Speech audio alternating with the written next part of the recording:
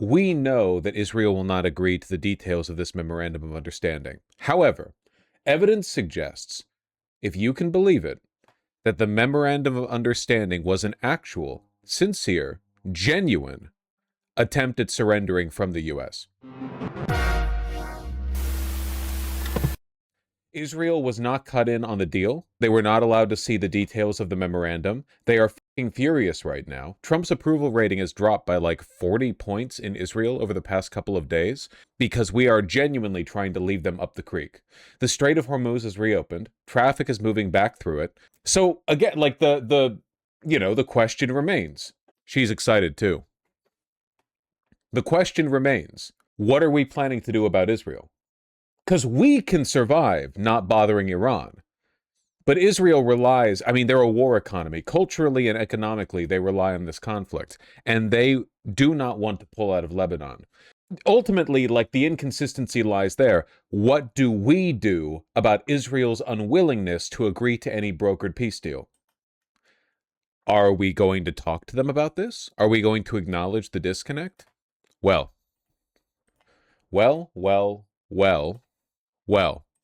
I couldn't believe it, but it's actually happening. Go ahead. Thank you, sir. Jordan Conradson with the Gateway Pundit. I want to talk back to the Lebanon component of the deal. There's a report in Axios that Netanyahu's fuming over this. Israel doesn't feel bound to the MOU as it relates to Lebanon. If, as you mentioned, your frustration with Israel striking in Beirut, hitting apartment buildings, if that continues, could it torpedo the deal?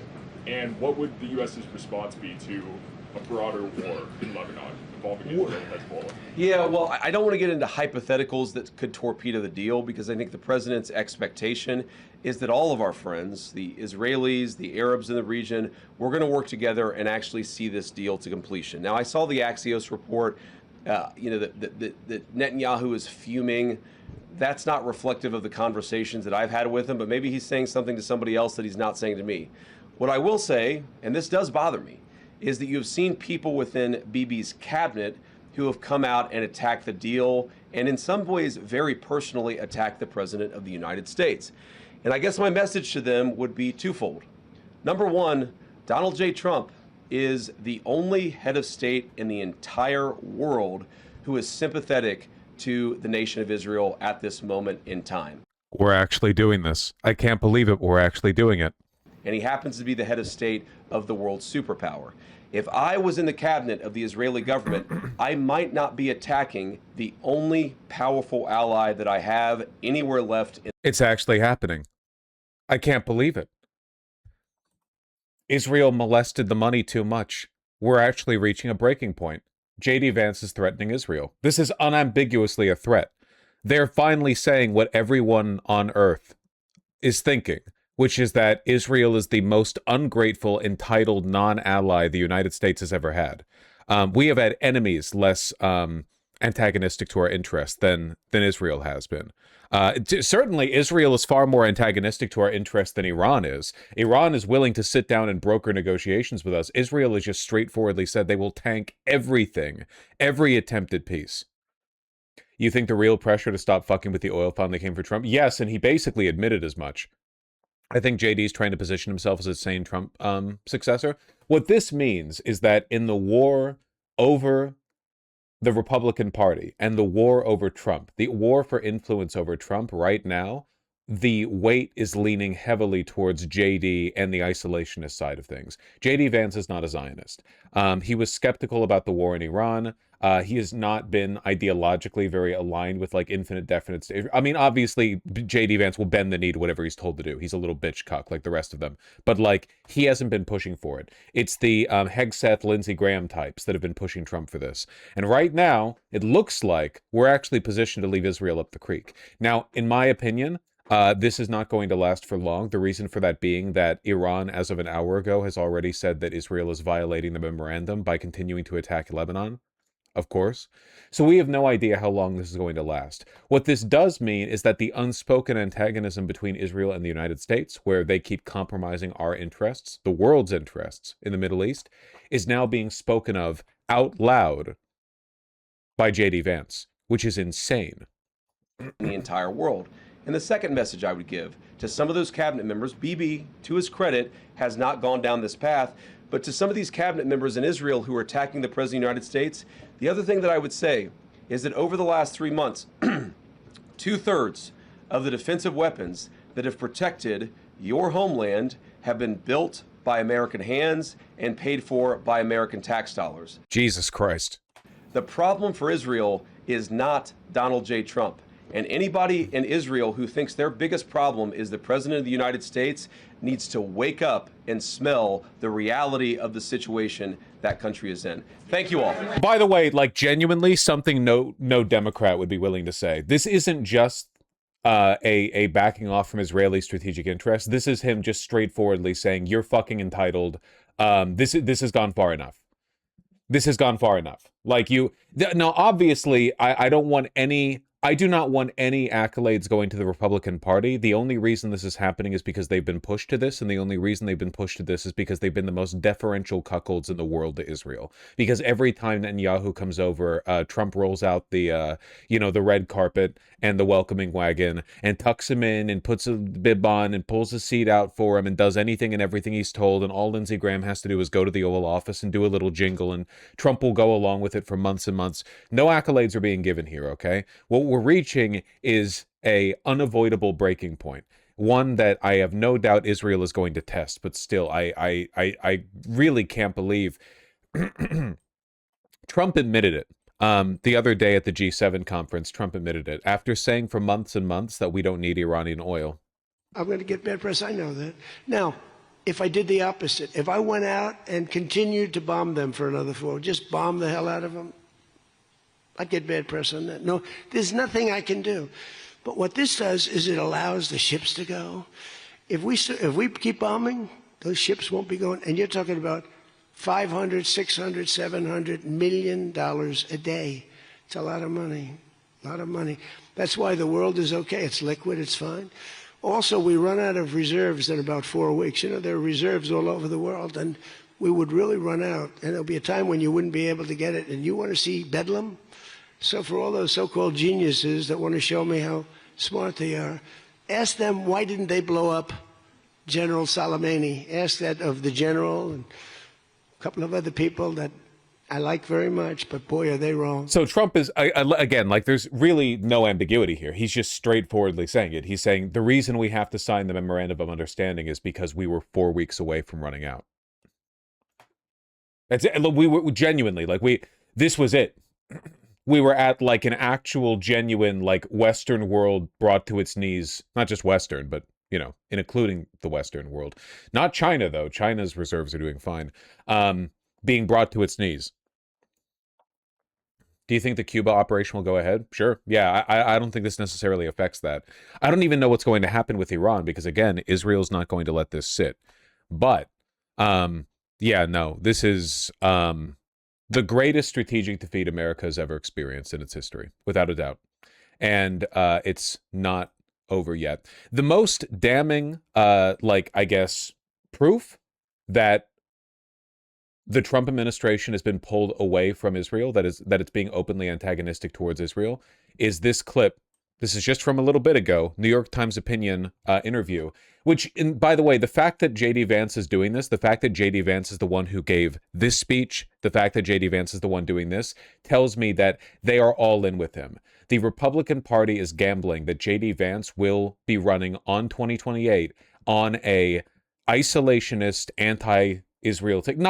Not anti-Israel ticket, but like, we're done with Israel. We're not supporting them. We are not going to advance their interests anymore. They're doing the thing. I said that. Did I not say this might happen? Did I not say that if the Republican Party has a break, it'll be with J.D. Vance towards this antagonism, like tough on Israel, you've had enough stance? We're getting outflanked. Anyway, listen to this clip. But yeah, you've seen people in their system, Ben-Gvir and Smotrich, who've attacked the deal. And I guess my response to them would be, what is your exact proposal? And, you're a country of 9 million people. You can't just kill your way out of solving every single national security problem that you have. Jesus Christ. Again, it's all obvious. but nobody has been willing to say it. Nobody's been willing to say this. It's actually happening. The split is actually happening. I can't believe we've arrived at this point. I mean, he's right in this. Yeah, he's right. Of course he's right. Obviously he's right. Vance tells the New York Times, oh, God. There's a strange panic within the Israeli establishment, which I sense, where it is assumed that anything considered potentially beneficial to Iran will indeed happen, but that it will happen without the Iranians changing any behavior on their part. Therefore, I find this whole wave of hysteria in Israel somewhat strange because, in my opinion, it stems from a lack of trust. The U.S. has rightfully earned the trust of this region. We have done a very good job for that particular country and its government, and I believe the facts do not support the claim we've made a bad deal, which is not... Okay, so it seems to me like there will almost certainly be a civil war inside the Republican Party. We were up against a breaking point with the oil reserves running out. That would have been the end of the Republican Party. If Trump had presided over the collapse of Western Petroleum, that would have been the end of the Republican Party. So their only way out is to get Israel to stop fucking molesting Lebanon. And Israel won't do it because they love molesting Lebanon. So the big split right now is, yeah, how is Huckabee going to respond? Huckabee, Lindsey Graham, Pete Hegseth. What about Christian evangelical hardliners who have been demanding that their flocks send money to Israel for years and years? What about Israel itself? What happens if Israel just refuses to leave Lebanon? What happens if Israel says, like, no, no, no, like, we're going to stay there forever. We don't care. Fuck you. Genuinely, like, what yeah. So Netanyahu has said he's not getting out of Lebanon. He's already, yeah, he's saying he's not getting out of Lebanon, which is not surprising. And the most recent update that I got from this, with regards to the violations in the memorandum of understanding, Iran warns of canceling all upcoming negotiations, reimposing the blockade, and responding with missiles over the direct violation of the U.S.-Iran MOU's first clause, with Israel continuing military aggressions in southern Lebanon, including last night. So the obvious correct move here from Iran's perspective is to keep twisting the knife on America and on the world until something is done about Israel. Like I've said a billion times, Israel will either succeed in destroying the world or they will be stopped at some point. They will be stopped or they will keep going. And both of there are terrible, terrible possibilities lurking down both of these paths. Push America and Israel will kowtow? Well, that's what Vance is betting on, because I bet you Vance and the people backing him really, really do not want a prolonged battle with the Zionists and evangelicals in the Republican Party. What they want is for these people to finally see sense and take the knee. But I don't know if they're going to. Why is it in Iran's interest to protect Lebanon? Because Israel's a warmongering expansionist Nazi state. Like, if Israel keeps doing that to Lebanon, they're going to keep doing it to everyone. An Israel that takes Lebanon is an Israel that takes Syria. An Israel that takes Syria is an Israel that takes Jordan. An Israel that takes Jordan takes Saudi Arabia, they'll do everything. They have to be stopped. Would you want them as your neighbor? Yeah, no. I don't know. What do you think of the Samson option being with the table? I mean, we'll see how bad the like wave of hysteria inside of Israel gets in response to this, but I can't believe we're finally here. I can't believe we've arrived at a schism so severe that J.D. Vance has to front the Republican Party's interest to finally break away from the doomsday cult that they have built their success off of. Keep in mind that, like, the Republican Party is a death cult. It is an evangelical organization, but that does not mean everyone in the Republican Party actually literally wants the world to end.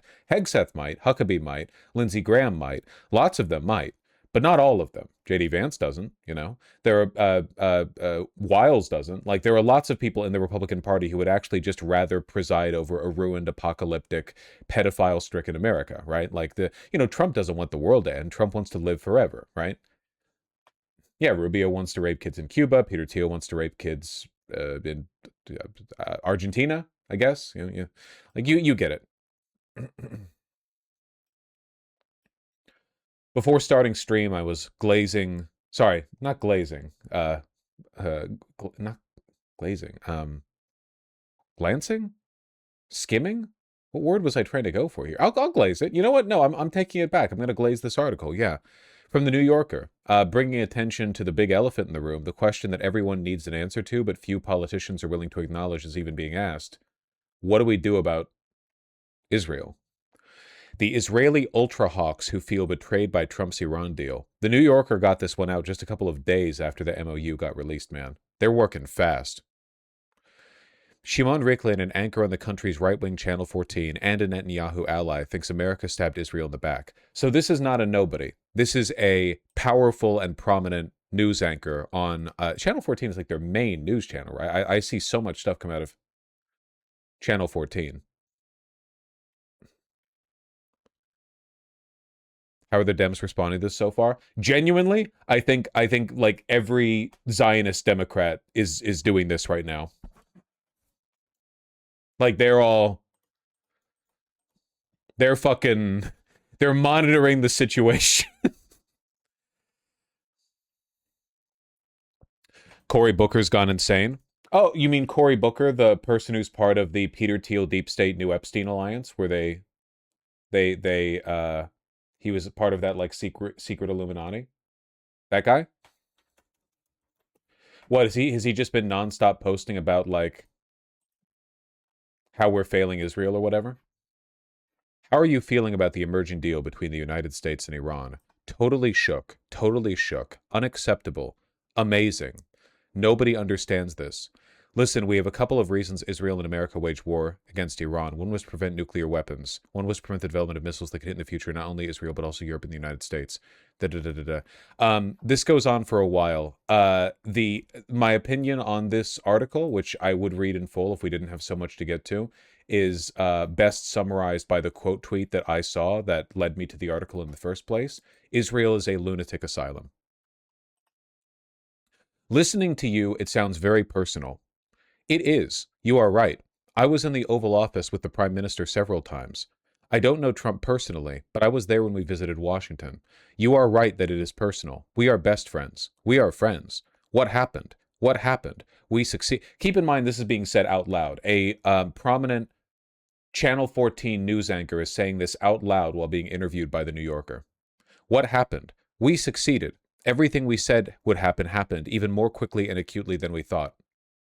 Except for the strait being closed and the Iranian government not falling. Except for those things, right? No, you keep saying it, and that's your privilege. That wasn't a surprise. But we thought a blockade to their blockade was genius. And they were really close to a collapse. It was close to succeeding, and then you guys were stabbed in the back. Exactly, and we don't understand why. You understand that they are Nazis. What happened to you? Genuinely just fucking delusional. Like, actually mentally gone. It's a hysterical country.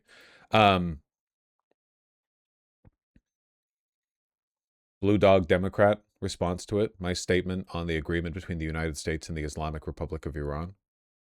I am totally dumbfounded by this agreement and, like many, in a state of disbelief. Yeah. Guys, I really, truly do not want the Democrats to be outflanked by the right on this. I really don't want that to happen. I don't think it's going to happen because I think that the Republican Party, by and large, is more Zionist than the Democratic Party. However, it's worth remembering that the Republican Party is also very good at falling in line, and the Democratic Party is not. They are weak, and they are bad at, holding people to a central message. They are, I think, very vulnerable to prolonged infighting, whereas the Republicans can just, like, stomp down on people, you know? The disorganization of the Democratic Party means it's very possible that a small flank, keep in mind it would only take like a 10 or 20% of elected Democrats to make a continuous fuss about this to basically break the party indefinitely, which would throw things to the Republicans forever. We would lose. They would outflank us from the left, even though they are to our right. We all need to get a lot more loudly anti-Israel. As Israel works to undermine this memorandum of understanding, we all have to be much more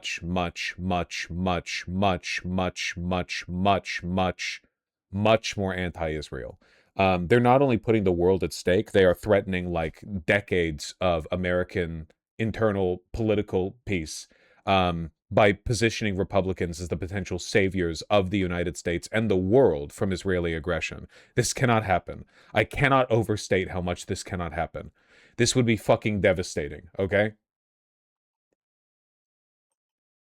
Schumer would rather the Democratic Party die than win or survive as a party? Yes, without a doubt. And this is the problem. And if you disagree with this or you don't recognize this, you're delusional and you need to wake up. Schumer, leader of the Democrats, at least from the Senate, would rather the Democratic Party die forever than cede Israel, cede American power in support of Israel.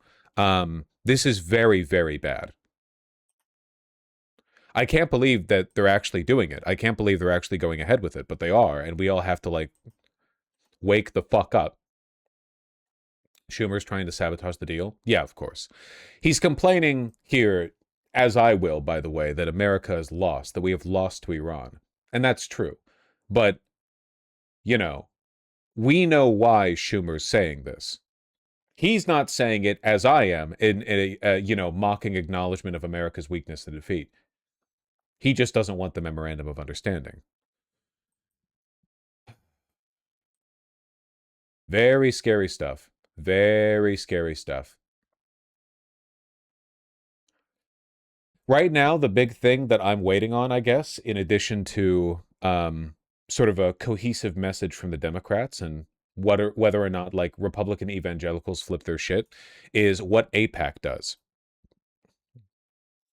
I looked at AIPAC's press release, their response to the MOU, and they are sitting on their hands right now.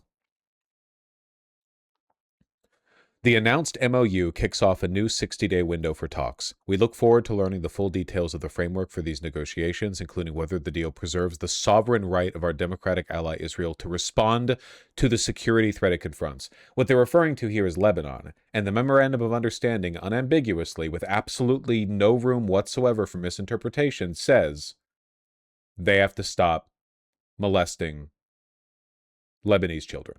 They have to stop. They have to stop immediately.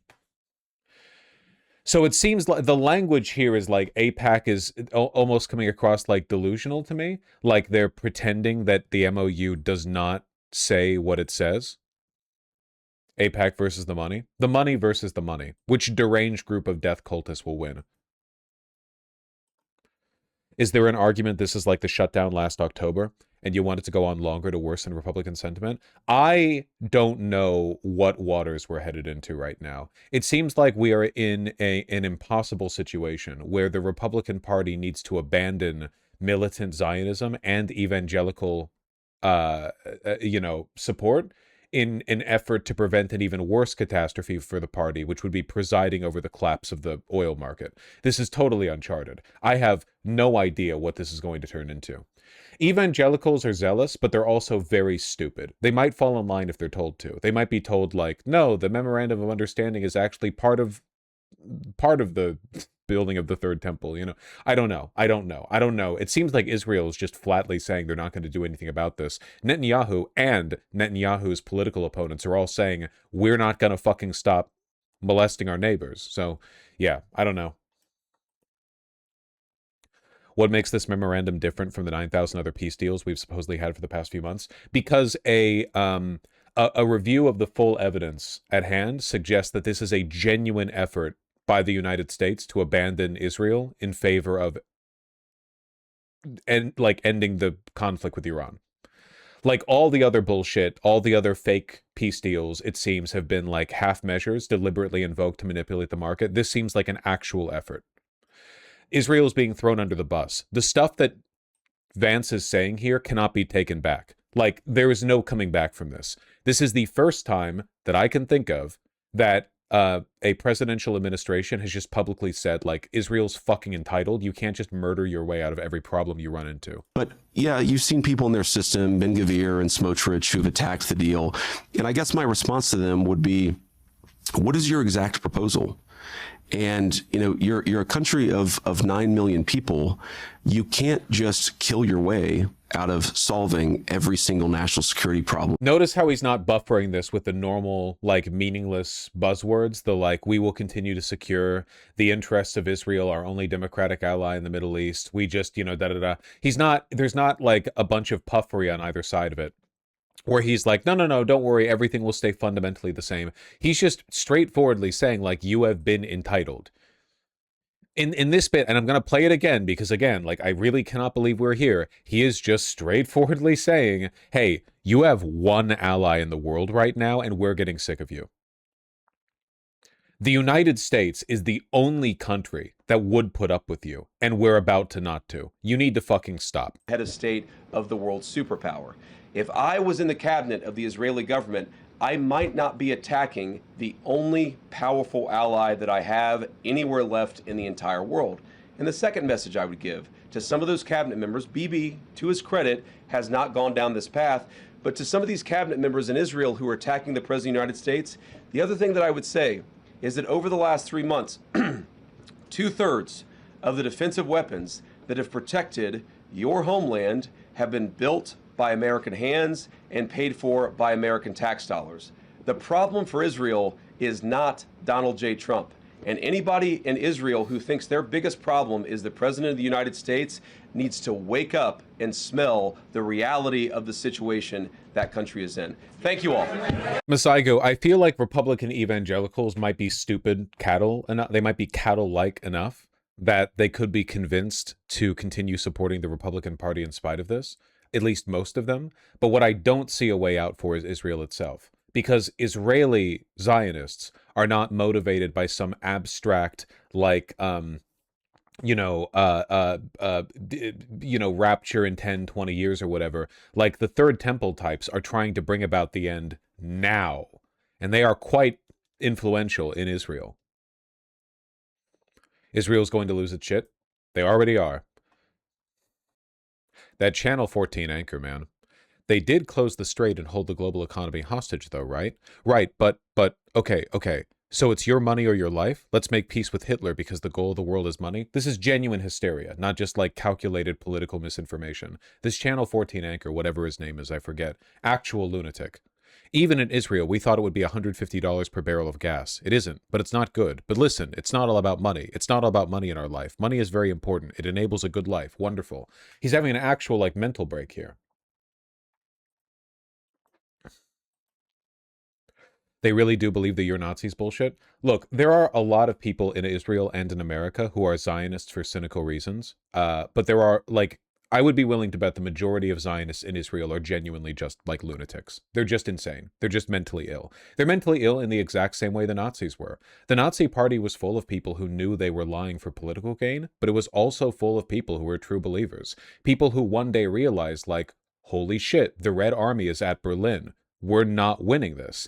And then a lot of them killed themselves. A lot of the Nazi Party, not even to escape, not even just to escape punishment. A lot of regular German civilians killed themselves. These were people who for like a decade had been hyped up on the idea of like living at the precipice of a new world order. And then they just consumed propaganda over and over and over again. They had no idea what was going on out there. And then when the writing was finally on the wall, they couldn't accept it. It happened to Japan too. Yeah.